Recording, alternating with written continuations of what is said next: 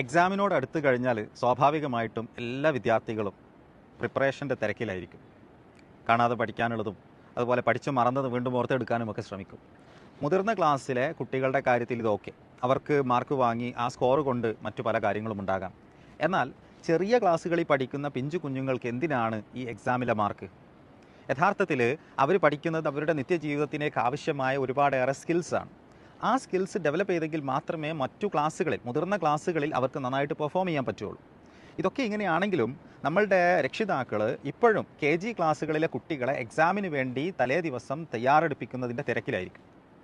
വലിയൊരു അബദ്ധമാണ് നമ്മൾ ഈ ചെയ്യുന്നത്. കാരണം അവർക്ക് ലഭിക്കുന്ന മാർക്കിൽ നമ്മൾ സന്തുഷ്ടരാകുകയാണ്.